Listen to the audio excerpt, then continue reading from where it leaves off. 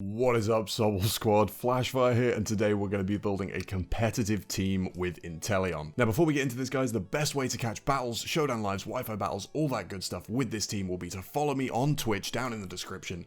I stream every Thursday, Saturday, and Sunday, so make sure to come out and battle me. One of the best ways to get into competitive battling just after the games have been released is to build a team around your starter. It's already going to be a very high level. It's already going to have a lot of very strong moves. It's basically just the path of least resistance. So, for those of you that picked our water type companion, you will have ended up with an Inteleon. Fortunately for you, the base ability here is going to be much better than the hidden ability, so we're going to be running Torrent, as he doesn't get access to an awful lot of high critical hit chance moves, so the sniper is not going to be that useful. This guy is a very strong mon. I'm really pleased with how strong all of the starters are this generation. I feel like they're all pretty good, and they will all actually see play in competitive, which is fantastic. This guy notably has 125 special attack and 120 speed, which is going to be a big deal because of the high speed stat. It means we don't have to scarf him here. We're probably going to be running a life orb set, as he is still pretty flimsy. We don't want to be trying to set up with him especially. So we're going to be slapping a life orb on this guy, and we're basically just going to be running a lot of different coverage moves here. We're going to be going for Hydro Pump because he's mono water type, which is a little bit uncomfortable. We like to have the dual typing in there, but we're going to be going for Hydro Pump here. That gets the stat boost, it gets the life orb boost. From that 120 base special attack, it's going to be hitting pretty damn hard. Then we're going to be going for Dark Pulse. It has that gives good neutral coverage, it's very spammable, and it has the chance to flinch, especially as this guy's pretty fast. He's likely to be going first. The flinch chance could come in clutch in an unexpected situation. As well as that, we're going to be running Ice Beam just for a little bit of extra coverage. He doesn't get the most amount of coverage moves, unfortunately, but Ice Beam's going to fit on there quite nicely. And then finally, we're going to be going for U-Turn. If you've been watching any of my other team builders, you know that I absolutely love Volt Switch and U-Turn. I just think they're fantastic moves for gaining momentum and scouting switches and all of that good stuff. So we're going to be slapping that on there. I just think they're neat. Finally, we're going to be going for a max speed, max special attack spread. We will be running a timid nature here, just so that we can speed tie with other base 120s and outspeed everything else. I'm especially thinking here things like Cinderace, which has a base 119 speed, so if they're running Jolly, you need to be able to outspeed them by running Timid. So in terms of coverage and damage output, this guy's going to be very similar to like an Ash Greninja from last generation, except without the priority.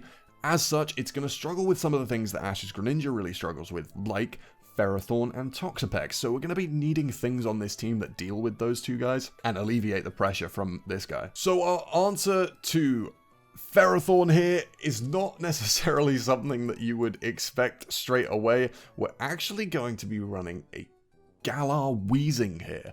I think this guy's really interesting. I haven't had a chance to use him yet, and I'm really excited about it. So obviously this guy gets the new ability Neutralizing Gas, which removes the effects of other Pokemon's abilities, but I don't think that's going to be especially useful in singles. It will be fantastic in doubles, don't get me wrong, but here I think running Levitate is going to be better because it gives us that ground immunity. It turns one of the weaknesses that this guy has into an immunity, which is really, really strong. It will also be our only levitating or flying Pokemon on this team, so having that ground immunity is going to be very important. Now, the reason this helps us deal with Ferrothorn or Toxapex is we're actually going to be running Fire Blast on this guy. Now, we're also going to be running the tiniest amount of special attack investment. We're going for 16 special attack EVs and Fire Blast. What that means is that you are guaranteed to 2-hit KO any variant of Ferrothorn, even after Leftovers recovery. If you don't run the 16 special attack EVs, it's like a 90% chance, which is fine, but I feel like for just 16, you might as well, right? You might as well just remove the roll. Like, I don't see a reason not to. Outside of that, we're going to be running Sludge Wave just for the stab damage, Pain Split for a bit of recovery, and Toxic Spikes on here. Now, there's definitely arguments to be made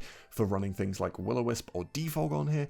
I think Toxic Spikes are going to be good. They give us that little bit of extra hazards damage, which is going to be great for our other, like, for our sweepers like Inteleon and our Scarfer later on, for just adding that chip damage and giving you those KOs that you might otherwise miss out on. We will, of course, be running a physically defensive spread on this boy. That 120 defense stat is absolutely huge. And yeah, this guy is just an absolute beast, by the way. He's only weak to Psychic and Steel. Like, so long as we can deal with those two stat typings, which we can with the rest of the team, this guy is an absolute monster. I don't think you should sleep on him at all. Last thing, I think I missed this, we're going to be running Black Sludge on here just for that little bit of extra recovery and to punish anyone who tricks us, I guess? I don't know. Now, as we said, we are also going to need to deal with Toxapex, so something that you will have seen in a previous team builder that I think is going to be really good for doing that is Reuniclus. So this is a set that, as I said, I've used before, but I think it's very, very effective for what it's meant to do. So we're going to be running leftovers on this guy, and we're going to be running Magic Guard instead of Regenerator. What this means is that we don't take damage from hazards or status, so we can't get toxic, we can't get burned, we don't take damage from weather either, so sandstorm and hail, which is really, really good. As well as that, we're going to be just running Calm Mind, Recover, Focus Blast, and Psychic. This allows us to switch in on Toxapex, set up in its face, and not really care what happens. This guy hits like an absolute truck when you get a couple of Calm Minds up, and is really, really dangerous in its own right outside of just being a Toxapex counter. So onto the EV spread, we are going to be running a physically bulky set to complement the special defense gain from Calm Mind. We're just going to be running max HP. Then we're actually going to be running 44 speed EVs here just to make sure we can outspeed Toxapex, because that's what this is meant to counter. We need to be able to get a Psychic off before he's able to haze away our Calm Mind boosts, and then we're just going to be slapping the rest of the EVs into defense. This guy is a really good tank. As I mentioned before, Coughing doesn't like Psychic or Steel types. This guy is a really good switch for Psychic types as well as Toxapex, so that's awesome. So the next guy we're going to be using here is something that I'm really, really excited for. I've been looking for an excuse to put this guy on a team for as long as I've known he existed. This is going to be Copperajah. This guy looks so cool, and the best part about it is he's also going to be so good. We've got that 130 attack stat, 122 HP, sheer force access. Unfortunately, his speed is a bit lacking. We're only at a base 30 speed tier, but that is going to be mitigated by the fact that he will force so many switches. His HP stat means that he's not going to get one hit by an awful lot of stuff, and he can just absolutely blast the damage out.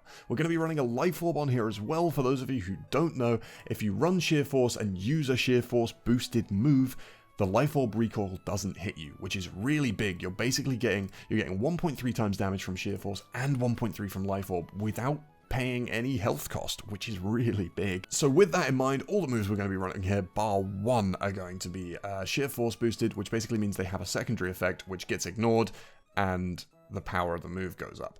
So the moves we're going for here, we're going to be running Iron Head for that stab, steel coverage, as well as Rock Slide and Zen Headbutt. Zen Headbutt here meaning that we can deal with poison types like Weezing, like Toxapex really, really effectively, especially with that Sheer Force boost. And then in the final slot here, we're just going to be running Earthquake. I feel like the coverage here is too good to ignore, so we're going to put that on there. Lets us hit those electric types, those steel types, and all that good stuff, and it's just a really good move all around. Now in here as well, we're also going to be running enough speed EVs to outspeed Toxapex, which means that we have to run 44 of them. And then we're just going to be maxing out the attack stack with an Adamant Nature and flinging the rest into HP. As I said, this guy is not going to be fast enough to outspeed really anything, but he is going to be an absolute beast of a wall breaker. If you can get him in with a free switch, you're probably going to either force a switch or chunk something out really hard.